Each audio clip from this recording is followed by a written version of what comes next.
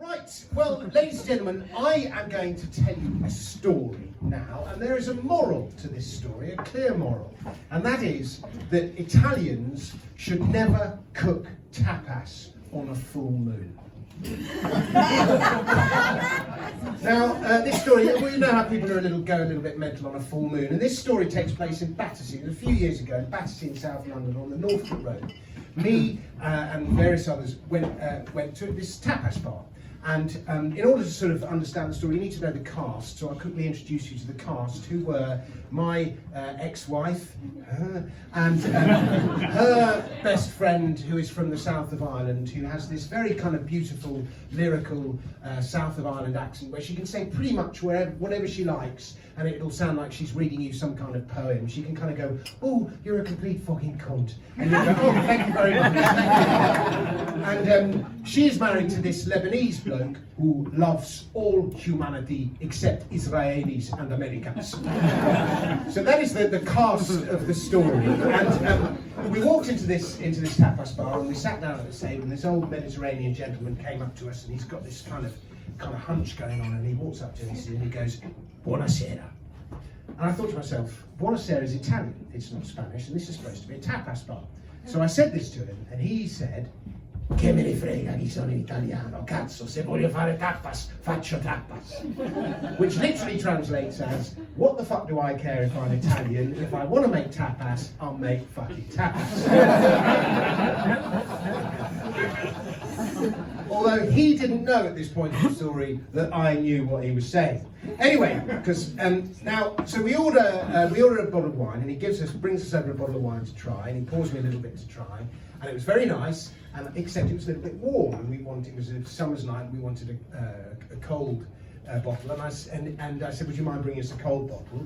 To which he said, "Non importa la temperatura," which means the temperature doesn't matter, and then wandered off. Poured us each like a glass of wine each, and then wandered off, doing this kind of shrug. And you wonder how he's got this kind of hunchback, and over the years just going, Anyways, he's got this kind of thing going on. And we eat the meal, and it's very nice, it's absolutely delicious, except for the fact that the potatoes, the patatas bravas? Patatas bravas. The patatas bravas are a little bit hard in the middle. And at the end of only a little bit, just maybe a little bit underdone. And at the end of the meal, the waitress came up to us and said, "Did you enjoy your meal?" And I said, "Yes." And I was genuinely trying to be helpful. I wasn't being an arse. But I just so that the chef wouldn't make the mistake in future. So it was very nice, except for the fact that the potatoes were a little bit hard in the middle. Now, Italians have 3 gestures, which to them are completely normal and everyday. But to an English person, they're ever so slightly offensive. And she did the first of these 3 gestures when I suggested that the potatoes weren't cooked in the middle, which is this. Huh? And I said, "Well, I don't know how you cook them. I don't know if you microwave them or you fry them or however you." She did annoying Italian gesture number 2, which is this one. No. They are no microwave. We hard-boil them and then we fry them. And I said, "Well, you didn't fry them for long enough because they were hard in the middle." And she went, "But they are mashed paper potatoes." What difference does it make what breed of potato they are? They weren't cooked enough in the middle. Anyway, she brings us the bill, and we're a little bit pissed at this stage on warm wine. And I said to her, "Is service included?" And she said, "Yes." And I said, and this is how hard I am, "Would you mind taking it off, please?" That is how hard I am. And my Lebanese friend was was buying us dinner, but he's an old school Lebanese in the yogurt business, and it's cash business. And, so he paid for the meal in cash. And the waitress walks away, and then she brings us back the change, and she clears the till out of 1p's, 2p's, and 5p's. She brings us this mountain of shrapnel.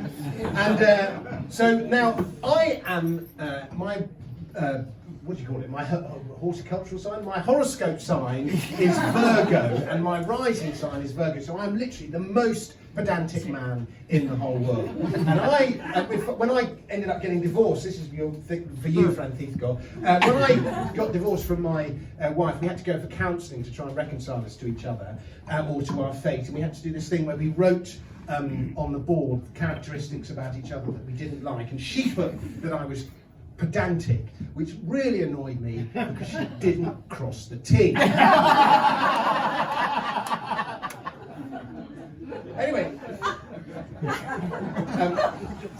so I'm now sat there, like, counting through the 5 P's, 2 P's and 1 P's to make sure we've been brought the correct amount of change. At this point, a commotion breaks out in the kitchen, and the kitchen's got these kind of flapping doors like a Western.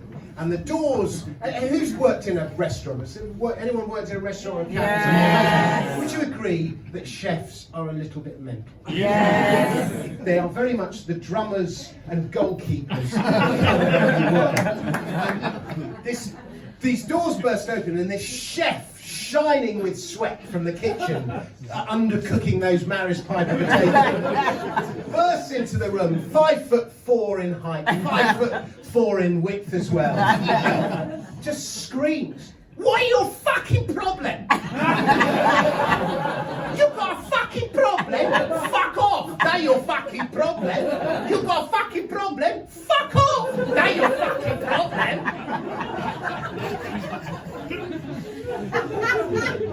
And I'm thinking to myself, he wouldn't talk to me like that.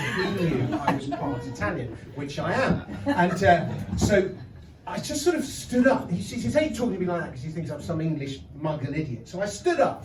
And I went, "No! Non vado fa un culo, vaffanculo te, pezzo di merda, stronzo, vaffanculo te." And the whole restaurant just goes totally quiet. And our Irish friend goes, "Oh, I didn't know Dominic could speak Italian." And my missus goes, yeah, you can speak 5 languages, which I can. And look at me now.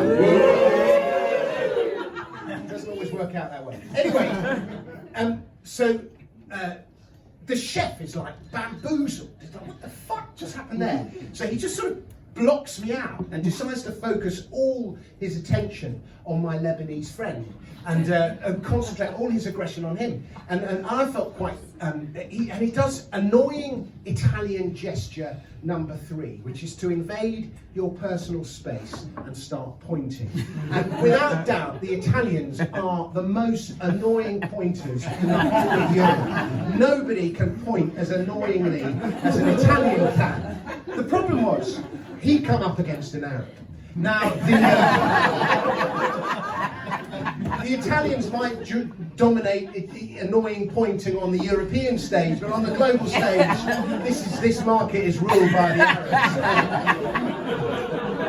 And he met his match, these 2 fat middle-aged men who suddenly found themselves in this battle of annoying pointing.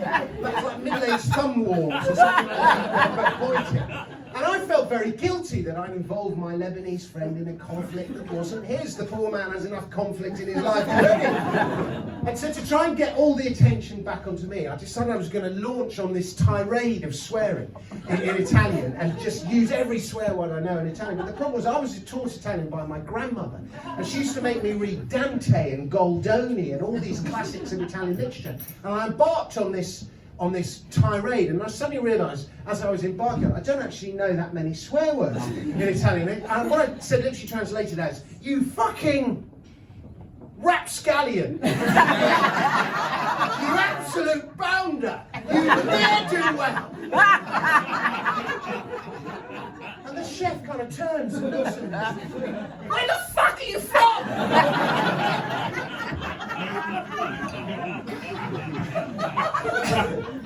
Now there was nowhere to go from here, ladies and gentlemen. There was, except to fight. It was the only kind of possible outcome, and nobody wanted to fight, least of all the Italian.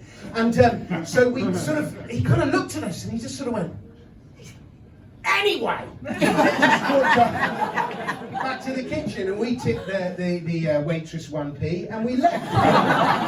And that is why, ladies and gentlemen, Italians should never cook tapas on a full moon. Thank you very much.